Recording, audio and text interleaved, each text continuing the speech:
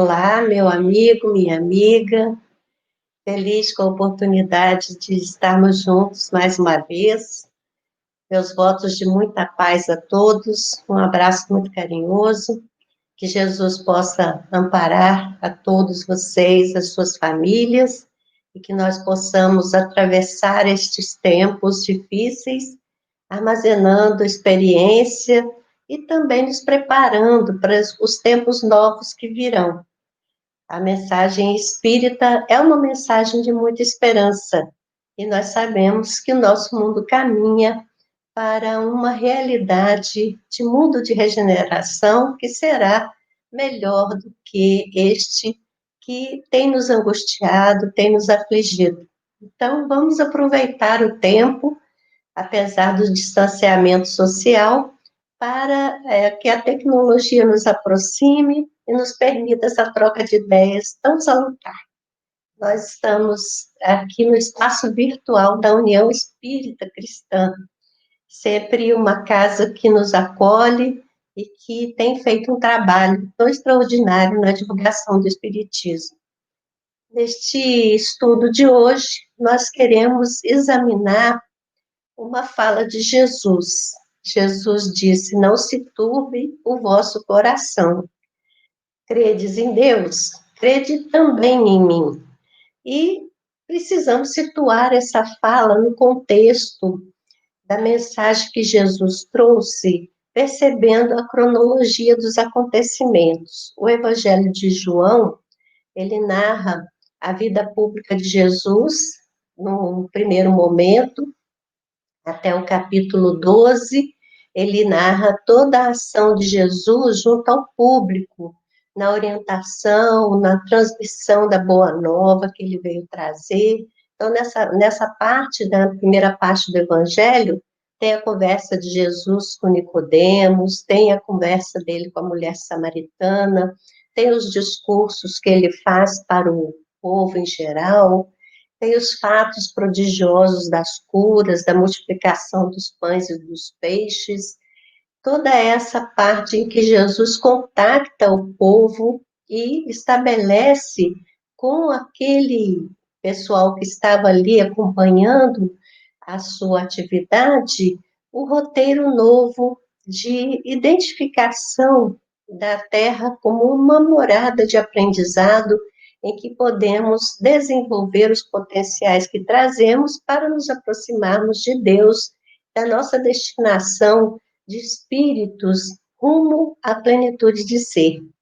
E depois, a partir do capítulo 13, o João vai nos falar das conversas mais próximas de Jesus com os seus discípulos, aqueles que mais de perto o acompanharam e que também teriam a incumbência de prosseguir na divulgação da Boa Nova. E esta fala de hoje está no contexto dessas orientações mais íntimas que Jesus dá aos seus apóstolos. Ele percebe a chegada daquele momento mais difícil, ele vai enfrentar a situação do aprisionamento, da tortura, da crucificação, e lógico que sabe que esses acontecimentos vão interferir na mentalidade dos seus discípulos de uma maneira muito impactante, então ele procura preparar o espírito daquelas criaturas para o enfrentamento que viria. E essa fala está dentro desse propósito de fortalecer as boas disposições. Então, ele diz: "Não se turbe o vosso coração." E aí, a indicação do coração, nós sabemos pelo estudo do Espiritismo, que existe uma correlação entre o órgão físico e um centro de força que é chamado centro de força cardíaco. Então, quem gosta de estudos mais detalhados, quem nos fala desses centros de força com mais detalhes é André Luiz, na obra Evolução em Dois Mundos. Então, ele fala do centro cardíaco como uma parte do organismo perispiritual identificada com os sentimentos e as emoções. Por isso que, desde datas imemoriais, a criatura humana tem essa intuição de que o coração é a sede do sentimento. O órgão físico é uma bomba que impulsiona o sangue, mas esse centro de força está efetivamente relacionado a essa questão do sentimento, das emoções. E aí, quando Jesus fala de não se turbar o coração, turbar é permitir que haja um obscurecimento, que haja uma turbulência, que haja uma desestabilização. Então, ele está prevenindo os seus discípulos de que deveriam manter serenidade e calma naqueles momentos que viriam, porque é importante que nós saibamos gerenciar os nossos sentimentos e as nossas emoções para preservar tanto o equilíbrio físico quanto psicológico naqueles momentos difíceis em que o aprendizado se faz mais desafiador. Então, a respeito disso, a gente também gostaria de trazer as considerações de Emmanuel. Emmanuel, ele produziu um trabalho pela psicografia do Francisco Cândido Xavier, é um pequeno livro chamado Pensamento e Vida. Esse livro, ele contém páginas preciosas de ensinamentos vertidos numa linguagem simples que todos podemos compreender, mas ele encerra uma profundidade de conceitos que só uma meditação mais detalhada, mais cuidadosa, vai nos permitir alcançar aquele ensino profundo. Logo no primeiro texto desse livro, Emmanuel nos fala que a mente é o espelho da vida em toda parte. Muito interessante essa ideia da mente como espelho da vida. Quando nós pensamos no espelho, nós sabemos que é alguma coisa que reflete a nossa própria imagem. Nós nos postamos diante do espelho e o espelho reflete para nós a nossa aparência. Então, nós devemos buscar um entendimento para além do concreto, que a metáfora é sempre uma aproximação entre uma experiência concreta e alguma coisa abstrata que está num domínio difícil de se traduzir por palavras. Então, quando ele fala mente, o espelho da alma, nós devemos buscar esse entendimento que a vida, ela possibilita essas conexões que vão refletir para nós aquilo que nós projetamos. Então, é assim como a imagem no espelho, nós projetamos a nossa imagem, o espelho devolve a nossa imagem. Para a vida, de modo geral, nós estamos projetando a nossa intimidade, o nosso ser, não é a aparência, é o que somos, o que sentimos, o que pensamos, tudo aquilo que elaboramos em nós, nós projetamos. E a vida vai refletir para nós a semelhança do que nós projetamos. Então, dentro dessa visão do espelho, ele vai nos dizer que o nosso coração, é a face desse espelho. Olha que ideia, assim, sugestiva e impressionante, né? Ele diz assim, definindo a mente por espelho da vida, reconhecemos que o coração lhe é a face e o cérebro é o centro das suas ondulações. Então, vejam, a face do espelho é o coração, quer dizer, é o sentimento que vai espelhar para nós, é aquele sentimento que nós alimentamos, é o que vai se apresentar para nós. O nosso cérebro, ele funciona como as ondulações desse pensamento e que configura essa metáfora do espelho, né, o que está por trás da face. Mas o sentimento é a face, né? O coração é a face. Então, quando Jesus previne os seus discípulos para manterem serenidade, ele falava com conhecimento dessa dinâmica que nos caracteriza como seres viventes, numa etapa de provas e expiações, e que temos que enfrentar as dificuldades e os desafios que a vida nos apresenta, de modo a aproveitar a experiência. Se nós permitirmos a turbulência do coração, quer dizer, se nós permitirmos que as nossas emoções e sentimentos se desalinhem, se desequilibrem, não teremos a serenidade necessária para o aprendizado que está sendo proposto, porque Deus, no entendimento que o Espiritismo nos apresenta, a inteligência suprema que rege a vida, ele não nos impõe castigos e tormentos por impor.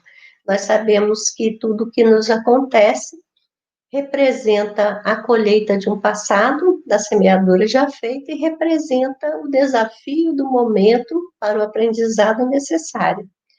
Então, manter a serenidade é muito importante. Esse tema tem uma especial significação neste momento que nós estamos passando agora. Estamos no século XXI, começando esse século, segunda década do século XXI, e estamos na perspectiva de vivenciar neste século momentos mais ainda impactantes na transformação deste mundo em mundo de provas e expiações em um mundo de regeneração. Então, não vai acontecer essa transição sem abalos. Os abalos fazem parte do processo e nós precisamos preparar a nossa própria intimidade para viver com proveito isso que está se apresentando como perspectiva imediata em nossa vida. Então, dentro dessa ideia de vivenciar esse momento, é que nós pensamos em entender as orientações de Jesus para o momento que passa, percebendo que aquele momento que os discípulos viviam se avizinhava algo muito impactante, que seria o aprisionamento de Jesus e todo o processo que o levou a retornar à espiritualidade de uma maneira muito abrupta, muito violenta, muito difícil. E agora nós estamos vivendo alguma coisa à semelhança disso, que significa também uma virada nas ocorrências. Nós não sabemos como essas situações se apresentarão, mas logo agora no começo do século XXI, com a presença da pandemia da Covid-19, nós já estamos vendo o início desse processo, porque nunca a humanidade se viu sob a imposição de um isolamento social como o que foi agora proposto como o único mecanismo capaz de preservar a integridade e a saúde, em detrimento de toda a dinâmica social que vinha sendo desenvolvida ao longo dos tempos. Então, podemos pressupor que virão outros momentos difíceis quando conseguirmos dominar esse processo, e esperamos que seja breve, pela descoberta e elaboração de uma vacina que permita a todos nós o retorno às nossas atividades normais, mas sabemos que há grande possibilidade de que, na sequência, outros fatos impactantes ocorram, porque a transição, ela está se operando e não se operará sem abalo. Então, vamos preparar o coração. Jesus, no capítulo 14, que é esse que nós estamos comentando aqui, ele falou com os discípulos: credes em Deus? Crede também em mim. Há muitas moradas na casa do meu pai. Então, ele já tranquilizou que é preciso manter serenidade, mesmo em qualquer situação difícil, porque se nós cremos em Deus, nós temos confiança em que Ele está governando os processos que se desenvolvem no universo. E então, se cremos também em Jesus, sabemos que Ele é o coordenador deste mundo que nós chamamos Terra. Leon Denis dizia o governador do planeta, quer dizer, aquele que tem a incumbência de gerenciar todo o encaminhamento do destino dos espíritos aqui encarnados. Ele falou isso numa metáfora bonita, que ele se coloca como pastor e nós somos então as ovelhas. Ele cuida de nós, ele segue cuidando. Então, mantenhamos esta confiança, não obstante as dificuldades que estão no caminho. Em outro momento mais à frente, no capítulo 16, ele vai dizer aos discípulos que no mundo tereis aflições, mas tem de bom ânimo, eu venci o mundo. Então, é outra orientação que ele dá nesse sentido de tranquilizar, de asserenar o ânimo, de manter sob disciplina essa nossa movimentação psíquica, que são as nossas emoções, que são os nossos sentimentos. Então, a doutrina espírita, ela vai nos apresentar um caminho para uma reversão desse processo aí de turbulência que costuma acontecer em nossa vida, porque nós somos seres nessa linha evolutiva que marca a trajetória do espírito como criatura de Deus destinada à plenitude de ser, nós estamos numa trajetória mais próxima do início do que do fim. Então, esse nosso início é o início da mobilização do ser pelos instintos, quando éramos espíritos primitivos. Já superamos esta fase.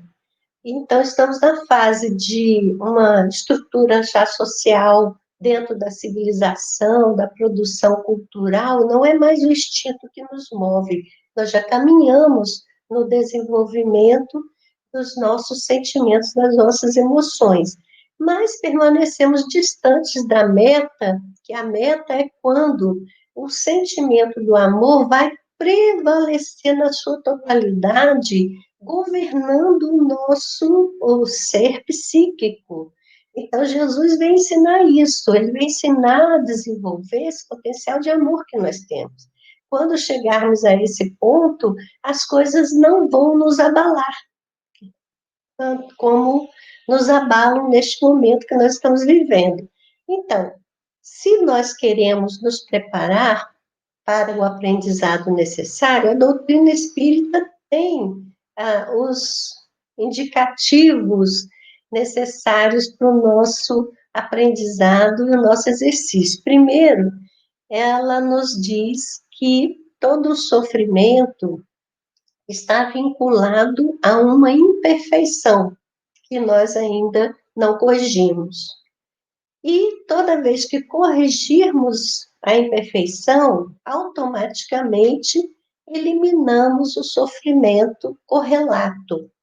Então, na dependência de o quanto ainda temos que corrigir, é a somatória das dificuldades e sofrimentos que estão na nossa vida. Sempre lembrando que a situação de encarnado envolve a convivência com a dor. A dor faz parte desse processo, mas o sofrimento é alguma coisa que vai emergir pela nossa reação ao que a vida nos traz. Então, o sofrimento é dito sempre, é opcional. Na verdade, não é opcional no sentido de nós falarmos, eu não quero sofrer, não é nesse sentido.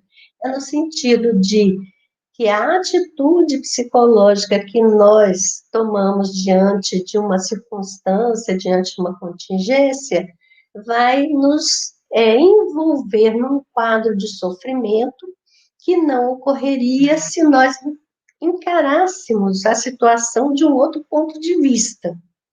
Então, nós temos que entender, o sofrimento está vinculado à imperfeição. E quando nós assumimos aquela postura assim, mas por que isso aconteceu comigo? Isso não é justo, eu não suporto essa situação. Quando nós assumimos essa posição, nós estamos exatamente encarando as coisas de um ponto de vista que aumenta o nosso sofrimento. Quer dizer, se nós olharmos no contexto que nós vivemos, não tem ninguém viajando em mar de rosas. Todos temos o enfrentamento das dificuldades que estão colocadas. É um mundo de provas e expiações. Quem não está vivenciando expiação, está vivenciando uma prova. E isso envolve realmente o enfrentamento de situações desafiadoras, senão não aprenderíamos, não é verdade? Então, a doutrina espírita vem nos ensinar isso. A primeira questão que nós temos que buscar quando queremos acerenar o coração, atender o conselho de Jesus, não se turbe o vosso coração, é a autoaceitação. Nós entendemos que somos seres criados por Deus para vivenciarmos esse caminho evolutivo e as emoções básicas fazem parte da equipagem psicológica que nos permite estar num mundo de provas e expiações e aprender com ele. Essas emoções básicas são o medo, a tristeza, a alegria, a raiva. Essas quatro são básicas. Elas existem em nós e elas vão emergir. Aí o Emmanuel, nesse mesmo texto que ele fala do espelho da vida, a mente como espelho da vida, ele diz que é essa emotividade que vai gerar a ideia. E a ideia vai nos levar à atitude. Então, primeiro é o reflexo. O reflexo, ele é automático, porque todos estamos aí emitindo e recebendo irradiações. Então, a mente é um espelho. Como é um espelho, eu vou receber irradiações da mesma medida daquela que eu emito. Então, primeiro é esse reflexo que acontece. Em segundo lugar, esse reflexo faz emergir uma emoção. Essa emoção, ela é um processo automático, não tem como governar a emoção, mas ela se conscientiza na forma de um sentimento. O sentimento é consciente e nós podemos trabalhar com ele. E aí estabelecermos aquilo que Jesus nos ensinou da vigilância e da oração como mecanismos de acerenar o coração. No momento em que a emoção se mostra na forma de um sentimento, nós podemos analisar de onde vem isto, e por que está vindo isto agora?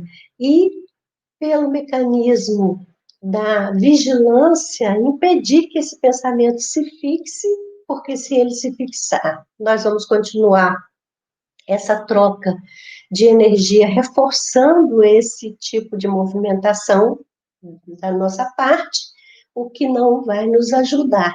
Em segundo lugar, a oração funciona como um antídoto. Quando eu oro, eu manifesto a minha confiança em Deus, a minha certeza de que Ele está na condução de todas as coisas, eu manifesto a minha aceitação da vontade dEle, e aí eu vou estabelecer uma tranquilidade dentro de mim para prosseguir lidando com a dificuldade em curso, sem me deixar desestabilizar, desorganizar pelo pensamento desta questão, por que eu? Isso é uma injustiça. Não há injustiça no universo, não é? Deus é justo e ninguém vai colher o que não plantou. É isso que a gente aprende na doutrina espírita. Então, a primeira coisa é essa autoaceitação. E a segunda coisa que é importante, nós fazemos o caminho que está indicado no livro Céu e Inferno, num texto imperdível, todo mundo deve ler, que é o Código Penal da Vida Futura. O Código Penal da Vida Futura, ele é um texto que nos informa sobre os 3 passos para a resolução das questões que nos trouxeram de novo à experiência encarnatória. O primeiro passo é o arrependimento. Pelo arrependimento, nós vamos tomar consciência da ocorrência que motivou a situação que estamos vivendo agora. Então, essa tomada de consciência pode acontecer na erraticidade, antes da encarnação. E aí você já planeja uma encarnação como um caminho de resolução desse problema. Quando não ocorre na erraticidade, ela pode ocorrer no trajeto da encarnação, quando nós compreendemos que as experiências encarnatórias são solidárias. Então, se há na minha vida hoje uma questão difícil de processar, ela resulta de uma situação passada, onde, podendo escolher, eu escolhi esse caminho que gerou essa situação. Então, se eu processo desta maneira, eu vou também manifestar minha confiança na vida, em Deus, naqueles que me tutelam, que eu tenho como aprender com essa situação. Então, o arrependimento pode se dar neste caminho, quando eu tomo consciência. E, em sequência, eu vou vivenciar uma situação que é a expiatória. A expiação são as vicissitudes da vida. Como Jesus disse, no mundo tereis aflições, mas tende bom ânimo, eu venci o mundo. E, por fim, nós chegaríamos na terceira parte, que é a resolução final, a reparação. Se eu entendo que o que eu estou vivenciando é uma colheita de uma semeadura feita em algum momento passado, e eu me disponho a acertar aquilo que eu desarranjei, só esta atitude já vai resultar na extinção do processo expiatório. A reparação extingue a expiação. A expiação permanece enquanto nós não entendemos a necessidade de reparar aquilo que desorganizamos em algum momento passado. Então, esse processo é muito bem estabelecido pela obra básica, Allan Kardec, um trabalho primoroso nesse Código Penal da Vida Futura, que está em O Céu e o Inferno, nos dá todas essas orientações para que o nosso coração se acerene e a nossa caminhada evolutiva se dê com o máximo de proveito do investimento feito, porque cada encarnação é um grande investimento, né? Que a gente possa aproveitar para processar tudo aquilo que nos trouxe de novo a este caminho aqui na Terra, vivenciando as situações de inibição, sejam quais forem os limites, os desafios, os impactos, entendendo que são processos pedagógicos necessários ao nosso desenvolvimento e ao nosso aprendizado. Então, no final das contas, o que é que a gente conclui? É imperioso manter a serenidade. Nós temos os recursos, primeiro, o conhecimento, segundo, as instruções que Jesus nos deu, aclaradas agora pela mensagem espírita que nos trouxe a chave para aqueles enigmas mais difíceis no texto do Evangelho, que está disponível a toda a humanidade. Não podemos mais pretextar ignorância. Nós devemos nos envolver nessa busca do conhecimento para entender que a cada um será dado segundo as suas obras. Então, é possível semear novas coisas para construir esse futuro de paz que todos nós desejamos. Então, meu amigo, minha amiga, fica aí essa reflexão para que nós possamos, nesses tempos de pandemia, viver as inibições e limites com aquela expectativa esperançosa de que estamos aprendendo para construir o melhor. Muita paz. Até uma próxima vez.